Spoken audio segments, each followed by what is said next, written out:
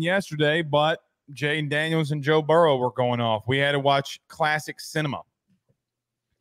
That it was, and obviously many have said what they've said about Jayden. I was able to release a film study. I also got a phone call from someone in his camp right when the game ended. And, man, they're on cloud nine. But I do want to lift up Joe Burrow, who played his best game of the season. And was amazing, right? They both combined for no punts and no INTs.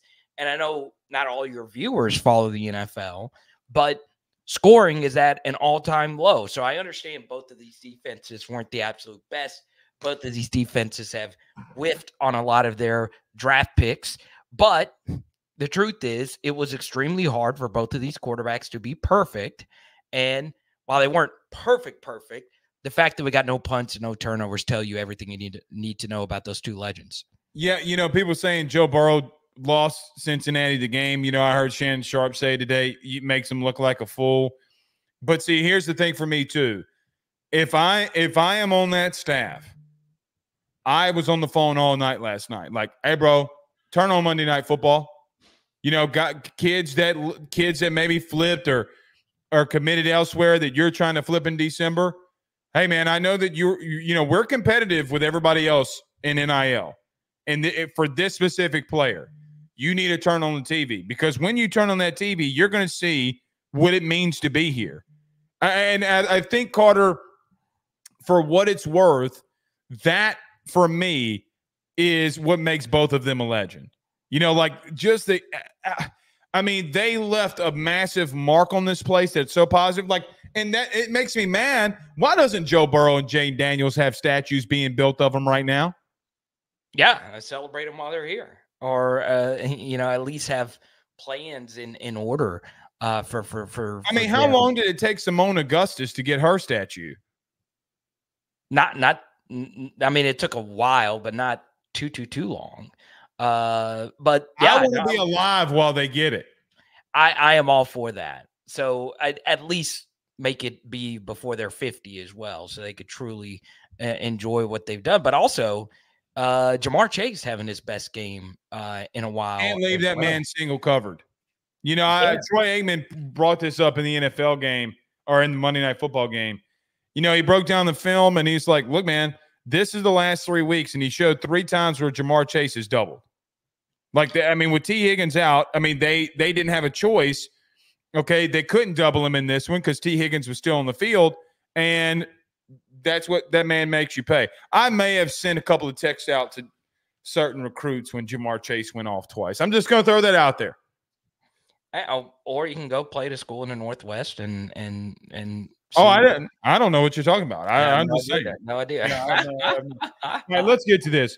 Carter, I went back and listened yesterday to our conversation, and I don't want to start here, so I thought it was a really good one. So what I'm saying is, everybody go watch Carter's show from Sunday. Our conversation was absolutely electric there. I do this to you all too often, but I think that you always bring in good points. That's why you're here every Monday, even though this is Tuesday. Where does LSU need to improve?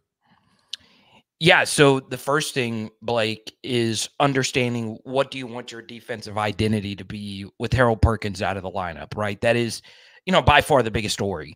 And Blake, this has been a discussion, I think, even everybody that is that's a fan of LSU football has thought this. What if this is a blessing in disguise, right? That the team will rally around Harold Perkins, their dear beloved teammate, going out. And maybe this means for different players to step up. And Blake, that is the number one thing where LSU needs to get better, is on the defensive side of the football, Blake. At least make them earn it, right? Make them have to really make difficult plays. So Brian Kelly brought this up actually yesterday in the press conference, right?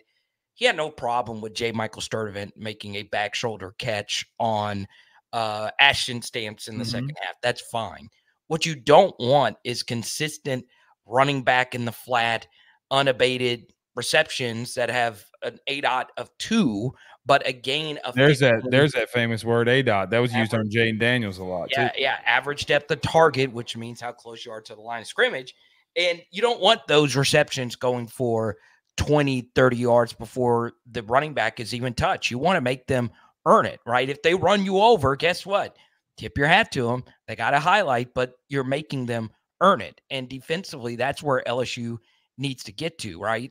That was a big issue in the South Carolina game. And it was a big reason why, Blake, I picked UCLA to cover the spread, is because I picked them too. Yeah. Yeah. If you don't, I mean, any offense is going to be able to move the football on you if you don't make them earn it. Now, I know that's a very soft way of putting it, but the reason why things have been so easy for the other team's offenses, Blake, it's been because of missed assignments, right? And a lot of it has been because of pre-snap motions and not communicating your assignments from that. And Brian Kelly shared a few specific instances of what actually went wrong for the LSU defense. So if you get beat, and that's the thing that gets me. What I don't know how much you saw of the segment we just did. We probably need to clip that and put it on YouTube. But yeah, Carter, I am about tired of the mental mistakes. Yeah, I'm pretty much at my wit's end. Now, I will say this, and this is where you and I disagree, but it is what it is. I think that I guess maybe I had a perception. You know, we talked about Bill Connolly's SP Plus on your show last week or on Sunday, that they're 58th in the country. So they've jumped nearly 50 spots from where they were in total defense. By the way, they were 121 this point last year. I guess that what they're doing, to me, I expected from Blake Baker in reference to a blitz package and them progressing in that level, right? And so I like that. What I don't like is what you just mentioned, okay? Too many explosive plays, and basically they're giving up explosive plays because mentally they don't know what they're doing. And I said this, Carter, how can you look at all these dudes that are starting on defense, besides a pair of them, were here last year when Jayden Daniels did what he did. How can you see the work that man put in and think that you've done enough? This isn't on Brian Kelly anymore. It's on them. And look, I'm not pointing any specific player, okay, but it's on you. Now, if you get pushed off the ball, like you said, and you get dominated, it is what it is. But I'm going to shift it to this part too. We don't have to get in this long discussion because we got a lot we got to discuss. But offensively, it's happening too. Like, for example, you have done multiple film studies of Garrett missing wide open targets. You have done film studies of guys that on the offensive line that are missing blocks where, Carter, if they make the block, you're going for 7. Yeah. And that is a lack of mental awareness and social awareness of what you need to do. Carter, you're tied for 133rd in the country and turnover to TD ratio. Buddy, I mean, like, those are the times that you got to put the pedal to the metal. Yeah. Go ahead. No. Yeah, there's some individual players on the offensive side of the football that need to step up. I think we can all agree Garrett Nussmeier's playing at the level about where we expected, if not just a little bit better. I think we can. I agree with that. Yeah, I agree. He's playing where we thought he'd be. Yeah, and look, Mason Taylor's had a better season than I think a lot of people expected or about where you would want him to be. CJ Daniels has exceeded expectations. Aaron Anderson as well. Obviously, Kyron with the drop last week does make you begin to wonder, are these drops? Multiple drops. One blatant one where it was just he got to catch that slant. Yeah. So I do think one thing that's popped up is individual offensive linemen missing their blocks, right? Where if you miss that block, that's the only missed block on the entire play, and your guy actually makes the play, right? I want to give specific examples instead of just being like totally vague. Yeah, I think Emory Jones is going to be a first-round pick next year. I still stand by that because he has guard and tackle versatility. And he did get hurt in this game and courageously came back into the game. But, there was a call where Joe Sloan had a good stretch, run play to the right, used some eye candy to get the running back into the pistol. And it was one block that was missed, and it was Emory Jones's block. Now, it was against their best defensive player, their leading tackler, number 20. But if you make that one block, it's Josh Williams versus a safety for 20, 30 yards, right? That's an instance where you can't really go to Joe Sloan and say, hey, Joe, call better run plays. That was a creative look. We've not run a lot of pistol. And to your point, you ran it behind an All-American. Right. A guy that should, yeah, I mean, he's still slated as a first-round pick everywhere. Pause. Yeah. They got to do it behind 66 from here on out. I've been waiting to say this for 3 weeks, and I'm going to say it with you. That same stretch play, you need to run it behind Will because he's the most consistent one that you have in your front five. And let me tell you this. You know what else you can build off of that? Play action. Yeah. They want to do these boots and stuff like that. Do it behind Will Campbell because, look, man, the right side of your offensive line is struggling. Yeah, I'm very shocked by that, Blake. I really am because I am a huge Emory Jones fan. And I have been, right, for a while. It's not like he's playing just awful, but he's not playing at his highest level. Right. And I think it will get better. I really do. It's not something that I'm overly concerned about. And I also think on Will's side of things, we're making too much other false starts. Yeah, they should stop. I see someone bringing up the false starts. Will's still playing really well. I mean, he's still playing unforgivably. I mean, he's playing like an All-American. I mean, he's the highest rated offensive lineman in the country this week. Yeah, I think he's been what I expected him to be. Now, once again, if he would have exceeded expectations going into the season, he wouldn't be called for all the penalties. But that aside, he has really freaking been amazingly good. That goes back to the mental, like, what are you like? Let me just say this, and I ask this in all serious nature. What are you doing? Like, if you're a player, what are you doing right now? Because I'm going to tell you what the greats do. I know, look, brother, you know what? I know what Jayden Daniels is doing right now. I know what Joe Burrow is doing right now. What are you doing? And if you don't have that work ethic, I don't know. Carter, I know people are probably tired of hearing about Harold Perkins, but we're going to have to talk about him. Yeah, it's the biggest story. You and I here. What do we do now?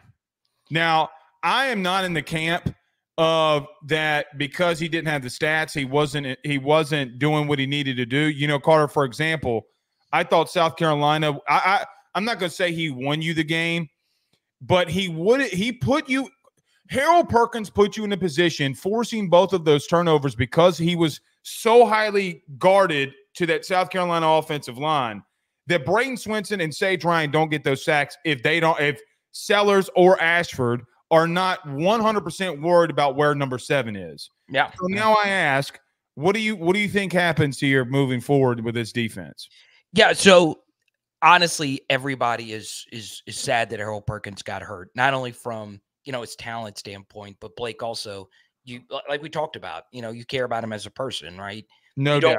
You don't win the SEC West if he isn't on your team, right? He's an all-time great recruit, and him and Emory Jones, honestly, are still the highest graded recruits that I have graded over the past 4 years since I've been doing it. So with that said, Harold Perkins really struggled in the UCLA game. I mean, it was like all the other games where people have said he has struggled, they have overstated it. The exact opposite was true versus UCLA. I'm not saying that to pile on here, but it's just what showed to me. And once again, linebackers are really tough because there's different assignments for different things, and you can look bad if this person didn't do their job or whatever. But that's what it showed. And now LSU can figure out what do we need to do to fix it. You lose your most explosive playmaker in your second level of your defense. But now, do you go back to a nickel? Does Major Burns become a bigger role as the quote-unquote star? I don't know if I want that. And Blake, this is going to be my hottest scorching take for the LSU defense moving forward. I would like to see Toviano in the star. I think he's got a skill set that kind of mixes all the different things you need to do in that spot together. And a lot of his weaknesses are things that do pop up if you're a traditional corner. And some of the weaknesses he also has does pop up if you're a traditional safety. But he's actually pretty decent at everything you need to do to play that role. And I understand that that's not what you had slated. But if you are going to run more nickel, You look going into the season, Blake, you're at practice. You talk to people that are really powerful at these practices. I do as well, not as much as you do.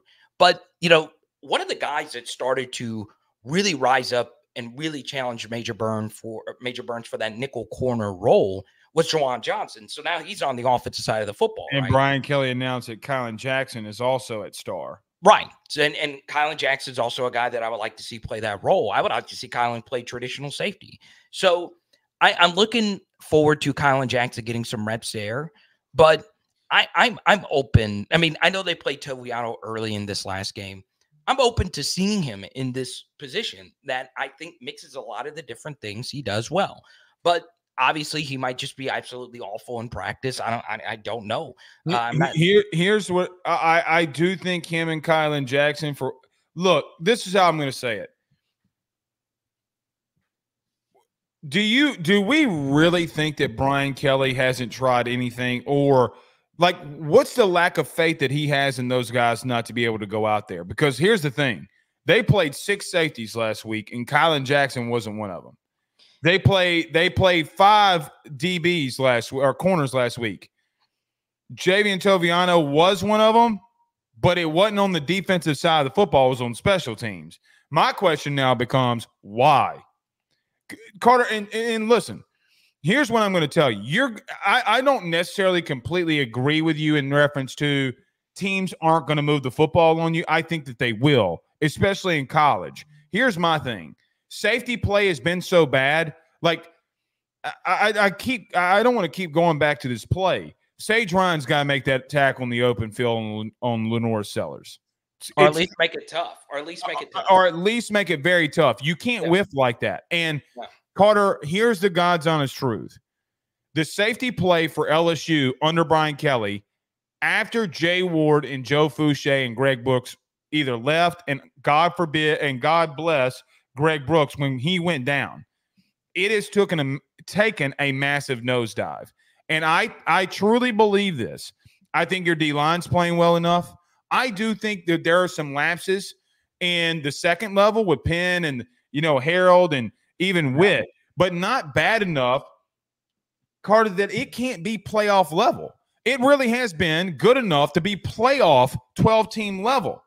The problem has been, for me, safety play has been so abysmal that I just being quite honest with you, Carter, if that position doesn't get better, we're in trouble. And I'm not talking about this season. I'm talking about for the long future of what's going on there. Carter, I'm going to say this. I'm not going to tell a staff. I'm not going to come on here and say something and not tell a staff member what I think. I told a staff member today, hand on God, that if you don't go get a safety out of the portal, you're in deep trouble. You're in deep trouble. The play at safety has been abysmal. I say all that. Your reaction to it? Yeah. Well, the first thing, Blake, is there was actually, and once again, this gets deep into the weeds. All right. This was actually a good safety transfer portal class this last cycle. All right? Jordan Gilbert's been your best safety, and they need to stop rotating him. Sorry. Yeah, I'm just going to say it. Yeah, he had a bad game versus USC, but since then he's been pretty good. So still, even Jordan Gilbert or better level, there was a lot of interesting names out there. Jalen Catalon, Andrew McCoop. I mean, there were some interesting players, right, that would have come in and played a lot. I'm not going to sit here and tell you they would have been Eric Reed back there, but they would have been solid.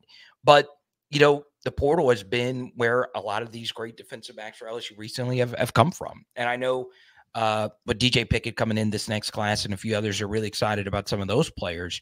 But you're right, Blake. I mean, the safety play has been bad. It has been. And, I say this all the time on my show, and I know my viewers get tired of me saying this. I'm just looking for Jordan Battle. I'm just looking for – or John Battle, excuse me. I'm looking for Ricky Jefferson. I'm looking for Ronald Martin. I'm not looking for Eric Reed, Chad Jones. I just want solid. Somebody out there who's going to make life difficult. So at this point, I was saying this last year, I'll say it again. It's not too hard to find those guys, right? And, for some reason, it's just not there. There's one on their campus right now that's not on their football team, and I'm going to leave that one alone. I'm going to let a lot of other people figure that out. I will also say Deshaun Spears has done well in his limited action. Now, he did miss an early tackle on that first drive, but for the most part, you know what? You know what he did do? Let me tell you what he did do. He forced the guy back inside so that somebody can make the tackle. And you know what else he did? Brian Kelly did this on his little film breakdowns that he does. He was highlighting Braden Swinson for his effort, which I'm going to ask you about him next. Yeah. When Braden Swinson had a tackle on a screen that went about 15 yards on like 3rd and 23.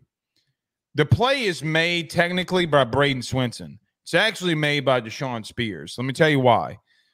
Deshaun knows that he can't make the play based off of the angle that he was when the screen was thrown, but he forces the running back inside for Braden Swinson to make the tackle. That's what I'm looking for. Someone who actually knows what they're doing and acting like a grown-up. Let me ask you about Braden Swinson before I get you out of here. Carter, I'm really worried for this kid. Let me tell you why. It's of my humble opinion from things that I've seen, feeling like I know all O-line play the way that I do. Number 7 generated so much game planning around that it benefited other guys on this D-line, especially Braden Swinson, who has had, Carter, I've said this, I think he's the SEC defensive player of the first quarter of the season. Yeah. First 4 games of the season, he is the best player in the SEC. You can't take that from him. But here's the thing that I'm worried about. You've gotten, 9 sacks the last 2 games? 9 against 2 Power 4 opponents. And I think teams are going to scheme up against him. I think the absence of him, Perkins, makes people game plan for Swinson. Your thoughts? Yeah, well, they were naturally going to start doing that anyway because he is starting to really, wreck games. Blake, he's at 5 sacks. There's only been 1 player of the modern era who had double-digit sacks. That's Arden Key, which is still a crazy stat to think about. Kevin Peoples has always had a dude that's had 10 sacks. Yeah, and he's been the MVP of the coaching staff up to this point. And, yeah, Swinson's going to start getting a lot more attention. Now, if his sack numbers go down, it's not necessarily because he's playing worse. Sacks are very much a quarterback stat as well, right? It helps when you're going up against quarterbacks that are in a huge deficit or backups or quarterbacks that aren't wary of pocket mechanics. And these last 2 matchups have looked really nice. Like Miller Moss. Yeah. So like Jackson Dart is really tough to sack, right? So there's going to be some games where he's not going to have like crazy sack numbers. It's really hard to get sacks. But I still think even if more attention is going to be thrown his way, he's going to be more effective. And Blake, I would be a lot more concerned about attention being drawn his way if Savion Jones wasn't playing at the level that he's playing. Savion has played really, Carter, really, let me really ask well. you a question. Has he been how much of a factor do you think he's been since week 1? Because I've had that question a lot from people. Who's Savion? Yeah. Oh, he's been a big factor. Absolutely. I mean, USC game was special. But the last 3 weeks have been a challenge for him. They've been a challenge. No, I trust me. I was definitely one of the loudest Jones skeptics last year. Right, he had a tough year. I think he was also put in one of the worst positions I've ever seen in the defensive line. That role in the Madhouse defense just never really made a whole lot of sense. Blake, he did some good things versus UCLA. Now, do I think the down-to-down consistency can be up and down? Yeah, absolutely. I mean, there's some plays where a little too up and down. Right. But I saw him collapse a huge zone read he did. In the second quarter, and that would have been a huge gainer in the run game. And that might have gotten the UCLA run game going. D-line's played well, man. As much as it was a concern coming into this, I mean, look, you got to give Bo Davis and Kevin Peoples a lot of credit. Yeah, and Savion's definitely one of those guys, right? Like, at least there were some games last year where Swinson closed some things out. And look, right? I'm not saying that it's been a question that's been brought to me multiple times, and here's what I'd say about Savion Jones. I can see what they're talking about on some of the consistency plays. On 3rd down, Carter, he's a menace. I'm worried about what happens on 1st and 2nd down with him because the lack of effort has been a little bit how do I want to say this? Not there. There have been moments, and I understand what they're saying, but then I see him on third down. I'm like, Jesus Christ. Does that am I making sense with this? Am I orchestrating this right, or am I sounding like an asshole? I've not necessarily seen like just horrible effort. I mean, I don't see horrible effort, but there's been moments. I'll give an example. The screen pass. They went for a first down on the opening play or the opening drive for UCLA. He doesn't get the sack and he walks. I mean, Carter, he's 5 guys away. And I understand what they're saying there. I understand. But I'll also say, the fumble that was overturned, he was the one that chased it down and made the 100% on what down? I don't remember what down. Third down. But I will also say he also drew an absolutely massive holding call right before halftime. And it didn't end up being massive because they ended up scoring a touchdown anyway. Yes. But it did set up a 3rd and goal from the 12 with 8 seconds left to go in the first half. I'm not trying to put down on the kid. I don't want to make it seem like I'm doing that. But you're right. I mean, his down to down consistency can be rough. That's why, the PFF grades haven't necessarily been his best friend. Correct, because of what's been on first and second down. Let me ask you this before I let you out of here. I got an interesting stat for you that I'm using tonight on Ruffino and Joe show, and I'm going to use it when you leave around the SEC. Ole Miss has Kentucky this week at home. Stay with me. Next week they go to South Carolina. They'll be on a back-to-back road games, and you know how you like this. Yeah, brother. Both South Carolina and LSU are coming off bye weeks when they play Ole Miss in the next 3 weeks. Yeah, I mean it's that. Look, it might not be you that this happens to, because I think South Carolina is better than people are giving them credit for. I really do. Carter, they about to play some 3 physical teams. Yeah, I if they go undefeated on this run, they need to be top 5 in the country. I'm serious. Yeah, I mean that would be ridiculous, and they have the latest bye week in the SEC, which is not to their benefit, in my humble opinion. No, it's not.